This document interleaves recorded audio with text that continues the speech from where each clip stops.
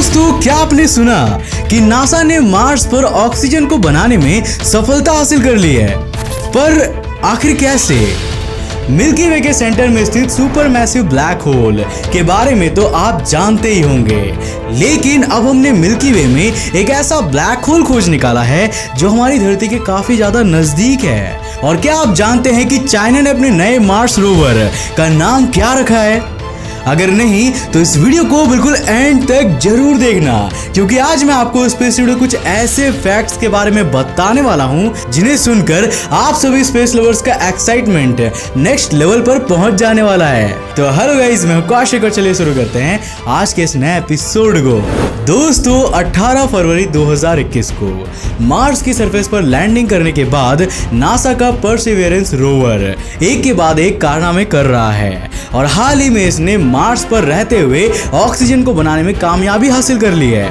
अब जैसा कि हम लोग जानते ही हैं कि मार्स का एटमॉस्फेयर 96% कार्बन डाइऑक्साइड से बना हुआ है। कार्बन डाइऑक्साइड यानी कि CO2 कार्बन और ऑक्सीजन के एटम से बनी हुई होती है और परसिवियरेंस रोवर इसमें से ऑक्सीजन के एटम्स को अलग करने की टेक्नोलॉजी पर काम कर रहा है। इसके लिए परसिवियरेंस रोवर के साथ मॉक्सी यानी कि Mars oxygen in situ resource utilisation experiment नाम का इंस्ट्रूमेंट भेजा गया था। ये इंस्ट्रूमेंट 800 डिग्री सेल्सियस के टेम्परेचर पर कार्बन डाइऑक्साइड को ऑक्सीजन और कार्बन मोनोऑक्साइड में तोड़ देता है, जिसमें से ऑक्सीजन को स्टोर कर लिया जाएगा और कार्बन मोनोऑक्साइड को मार्सियन एटमॉस्फेयर में ही रिलीज कर दिया जाएगा।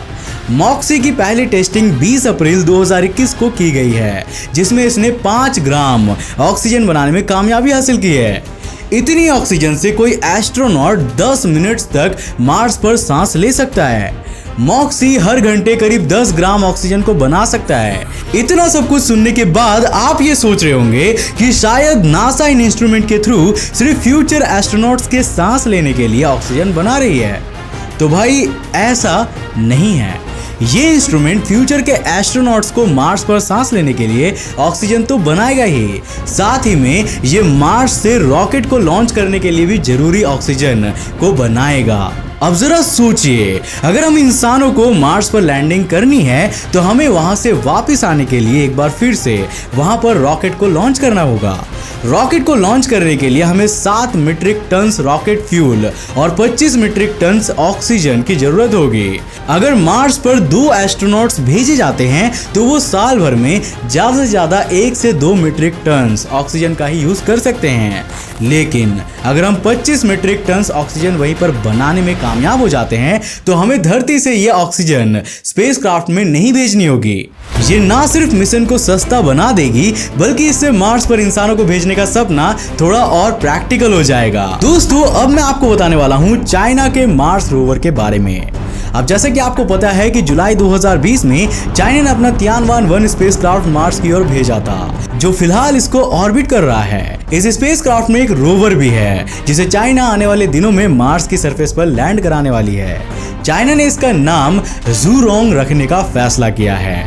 अभी 24 अप्रैल 2021 को चाइनीज नेशनल स्पेस एडमिनिस्ट्रेशन यानी कि CNSA ने इस नाम को अनाउंस किया है। इस नाम को चाइना में की गई एक पब्लिक पोल के थ्रू सिलेक्ट किया गया है। आपको बता दूं कि ज़ूरोंग चाइनीज माइथोलॉजी के एक फायर गॉड थे।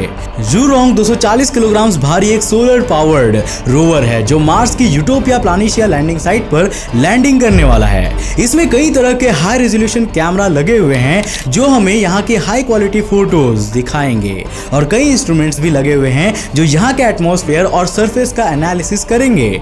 दोस्तों, हमारी मिल्की वे के सेंटर में स्थित super massive black hole Sagittarius A star हमसे 25,640 लाइट ईयर्स दूर है, जो सूरज के कंपैरिजन में 40 लाख गुना ज्यादा बड़ा है। लेकिन क्या आप जानते हैं कि हाल ही में वैज्ञानिकों ने एक ऐसे ब्लैक होल को खोज निकाला है जो धरती से काफी करीब है। इस ब्लैक होल का नाम यूनिकॉर्न रखा गया है और ये धरती से 1500 लाइट ईयर्स दूर मोनोसेरस कॉन्स्टेलेशन में स्थित बाइनरी सोलर सिस्टम V723 मॉन में है।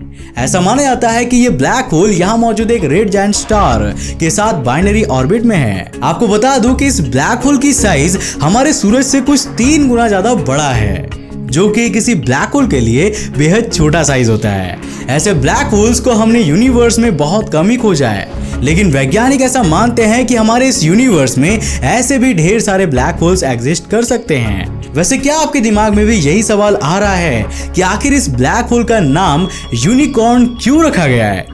वेल, इसके पीछे दो रीजंस दिए जा रहे हैं। पहला तो ये कि ये मोनोसेरस कॉन्स्टेलेशन में स्थित है, जिसका खुद का मतलब यूनिकॉर्न होता है, और दूसरा इसलिए क्योंकि ये यूनिकॉर्न की तरह यूनिक है और ऐसी किसी चीज को हमने अपने मिल्की वे में पहले कभी भी नहीं खोजा था। अब जरा आप इस फोटो को देखिए। आपने इनका चेहरा सोशल मीडिया पर तो कई बार देखा होगा, लेकिन क्या आप ये जानते हैं कि ये कौन है? इनका नाम है सेब्रिना गोंजालेस पास्टेर्स्की। सेब्रिना का जन्म 3 जून 1993 को अमेरिका के शिकागो में हुआ था और वो एक अमेरिकन थ्योरेटिकल फिजिसिस्ट है। उन्होंने मैसाचुसेट्स इंस्टीट्यूट ऑफ टेक्नोलॉजी यानी कि MIT से अपनी अंडर ग्रेजुएट डिग्री की थी और फिर वो हार्वर्ड यूनिवर्सिटी और प्रिंसटन यूनिवर्सिटी में भी पढ़ चुकी है। गूगल ट्रेंड्स के अनुसार साल 2017 में वो गूगल पर सबसे ज्यादा सर्च किए गए साइंटिस्ट की लिस्ट में 3rd नंबर पर रही थी। सबरीना लार्ज हैड्रॉन कोलाइडर में हुए कॉम्पैक्ट मून सोलेनॉइड एक्सपेरिमेंट का हिस्सा भी रह चुकी है। हार्वर्ड यूनिवर्सिटी में रहते हुए उन्होंने स्पिन मेमोरी इफेक्ट्स की खोज की थी, जिससे ग्रेविटेशनल वेव्स के नेट इफेक्ट को डिटेक्ट किया जा सकता है। साल 2015 में उन्होंने पास्टर्स के स्ट्रॉमिंजर Z-Boy-2 triangle for electromagnetic memory effect के बारे में एक सोलो पेपर पब्लिश किया था, जिसकी तारीफ खुद स्टीफन हॉकिंग सर ने की थी और इसके बाद से उन्हें बहुत ज्यादा मीडिया कवरेज मिल रही थी। आपको जानकर यह हैरानी होगी कि उन्हें अमेज़न के मालिक जेफ बेजोस की एरोस्पेस कंपनी ब्लू ओरिजिन और नासा तक से जॉब के ऑफर्स आ चुके हैं, लेकिन उन्होंने फिलहाल के लिए अपनी रिसर्च को कंटिन्यू करना सही समझा। अभी सबरीना सिर्फ 27 साल की है, लेकिन साइंस की फील्ड में उन्होंने जो अचीव किया है वो सच में अनबिलीवेबल है और इसीलिए उन्हें नेक्स्ट आइंस्टाइन भी कहा जाता है। वैसे आप सबरीना गोंजालेस पास्टेर्स्की के बारे में क्या सोचते हैं? हमें नीचे कमेंट करके जरूर बताना। दोस्तों, आखिर में मेरे पास आप सबके लिए एक सवाल है। ये सवाल एलियंस और इंसानों के बीच के रिश्ते से जुड़ा हुआ है। हम में से ज्यादातर लोग अब एलियंस के एग्जिस्टेंस पर विश्वास करते हैं और ये भी मानते हैं कि वो यूनिवर्स में कहीं ना कहीं तो जरूर रहते होंगे, लेकिन फिलहाल तक हम उनको नहीं खोज पाए हैं। इसका मेन रीजन है हमारी technology.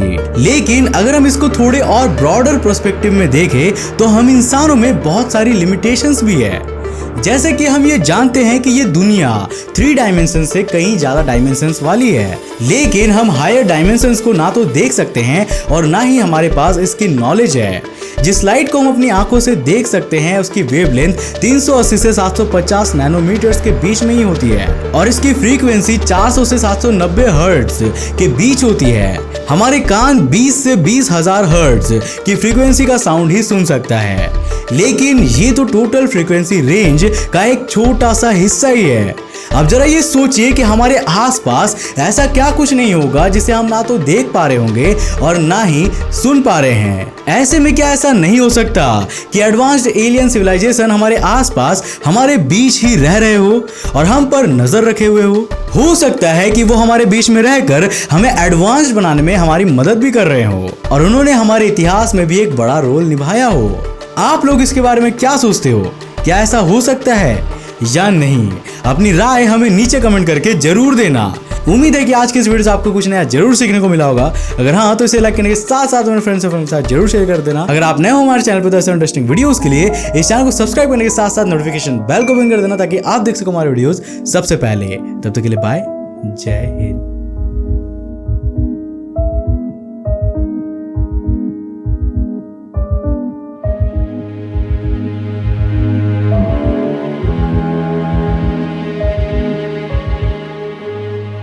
Investment in securities market are subject to market risk. Read all the related documents carefully before investing.